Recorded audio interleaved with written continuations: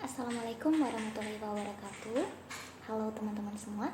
Perkenalkan, kami dari kelompok 3 mahasiswa program studi statistika Universitas Negeri Gorontalo. Nama saya Niludiani Suarningsih. Bersama dua rekan saya yaitu Mutiara Ilato dan Bella Silvana. Pada video kali ini akan menjelaskan materi kelompok 5 mengenai tren perkembangan statistika di abad 21. Tujuan dari dibuatnya video ini adalah untuk memenuhi tugas mata kuliah filsafat ilmu. Yang pertama, awal perkembangan. Culberson, Fisher, Neyman, dan Wald selama setengah abad telah meletakkan dasar statistika yang berbasis matematika, sehingga beberapa penelitian dan perkembangan statistika di perguruan tinggi umumnya didasarkan pada beberapa pedoman atau dasar yang ditentukan oleh tokoh-tokoh tersebut. Penggunaan statistika secara luas terkadang timbul kontroversi antara para ahli tentang pemilihan model data, penggunaan prior probability, dan interpretasi hasil.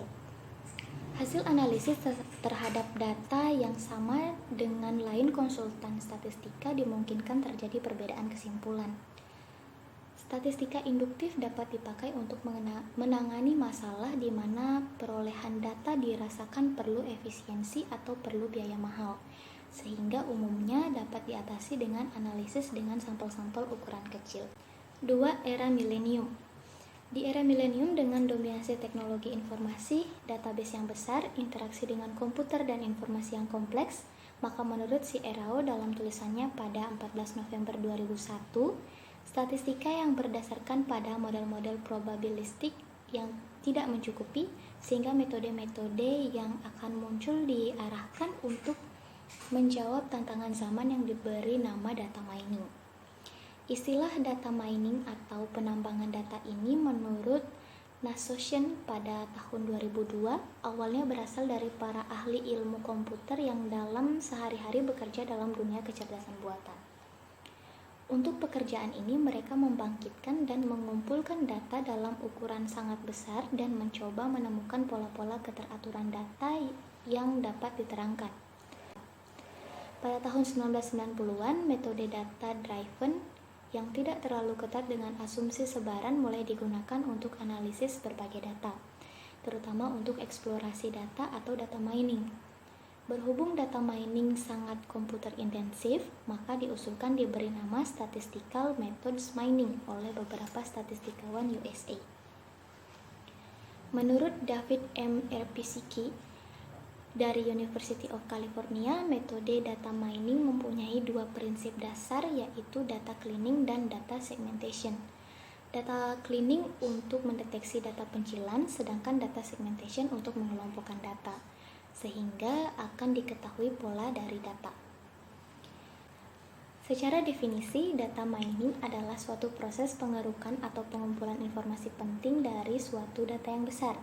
Proses data mining seringkali menggunakan metode statistika matematika sehingga memanfaatkan teknologi artificial intelligence. Nama alternatifnya yaitu knowledge discovery atau mining in database, biasa disingkat KDD, knowledge extraction, data atau pattern analysis, data arkeologi, data dragging, information harvesting, business intelligence, dan lain-lain.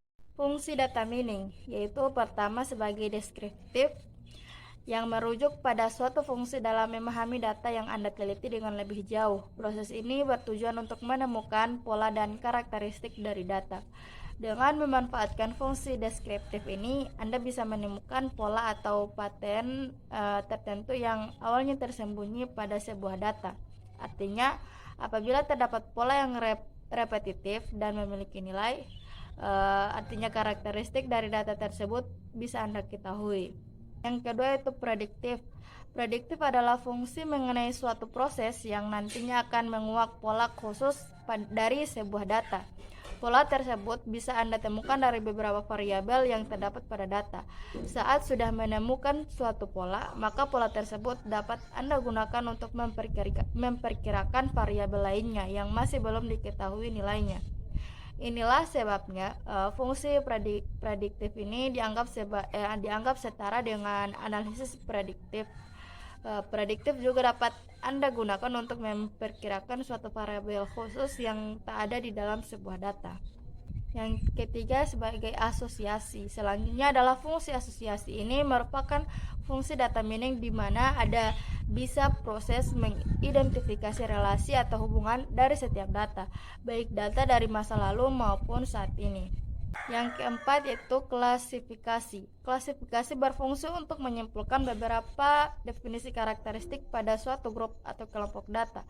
Contohnya adalah data pelanggan yang berhenti menggunakan produk Anda karena menganggap produk pesaing lebih memberikan manfaat dan customer value bagi mereka. Yang kelima yaitu clustering. Clustering ini merupakan proses mengidentifikasi kelompok dari produk ataupun barang yang memiliki karakter khusus. Yang keenam yaitu forecasting atau peramalan. Kelima merupakan teknik peramalan data yang berguna untuk memperoleh gambaran mengenai nilai suatu data di masa yang akan datang. Forecasting ini bisa Anda lakukan dengan pengumpulan informasi dalam jumlah yang besar. Contoh penerapan forecasting adalah data terkait peramalan jumlah permintaan terhadap seasonal produk pada musim tertentu.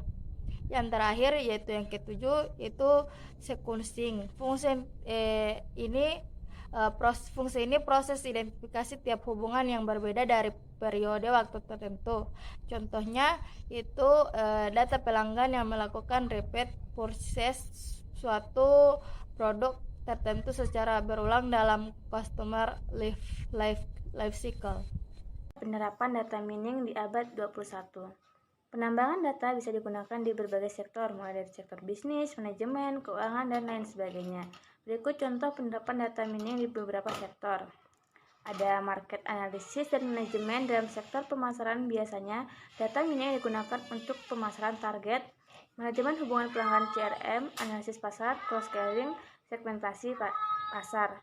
Nah, target pemasaran misalnya menemukan kelompok pelanggan model yang memiliki karakteristik yang sama, minat, tingkat pendapatan, kebiasaan belanja, dan lain-lain, atau menentukan pola pembelian pelanggan dari waktu ke waktu. Analisis lalu lintas pasar menemukan hubungan atau hubungan antar produk penjualan dan prediksi berdasarkan asosiasi tersebut. Profiling pelanggan, jenis pelanggan, apa yang membeli produk apa. Nah, analisis kebutuhan pelanggan, misalnya identifikasi produk terbaik untuk berbagai kelompok pelanggan, memprediksi faktor apa yang akan menarik pelanggan baru, penyediaan informasi ringkasan, laporan ringkasan multidimensi, informasi ringkasan statistik. Corporate Analysis dan Risk Management. Penerapan data mining dalam sektor perusahaan biasanya digunakan untuk prediksi retensi pelanggan, underwriting yang lebih baik, kontrol kualitas, analisis kompetitif, perencanaan keuangan dan evaluasi aset, misalnya analisis dan prediksi arus kas, analisis claim contingency untuk mengevaluasi aset, analisis cross-sectional dan tim series. Nah, selanjutnya planning perencanaan sumber daya. Misalnya merangkum dan membandingkan sumber daya dan pengeluaran persaingan, misalnya memantau pesaing dan arah pasar, mengelompokkan pelanggan ke dalam kelas, dan penetapan harga berbasis kelas prosedur, dan mengatur strategi penetapan harga di pasar yang sangat kompetitif. Fraud detection dan mining unusual patterns. Itu data mining juga berfungsi untuk mencari dan mendeteksi fraud pada sebuah sistem. Dengan menggunakan data mining, maka akan bisa melihat dari jutaan transaksi yang masuk. Pendekatan, clustering dan konstruksi model untuk penipuan, analisis outlier, aplikasi, layanan kesehatan, retail, layanan kartu kredit, telekom, misalnya asuransi otomatis, pencucian uang, asuransi kesehatan, telekomunikasi, analisis pola yang menyimpang dari norma yang diharapkan, industri retail, dan lain-lain. Pada abad 21 diperkirakan metode data mining merupakan metode yang akan banyak digunakan dalam berbagai bidang terapan. Pada metode data mining, spesifikasi permasalahan didasarkan pada bidang ilmunya lebih diutamakan daripada pendugaan parameter, sehingga masalah tersebut dapat diformulasikan dengan benar untuk memperoleh solusi yang tepat melalui eksplorasi data.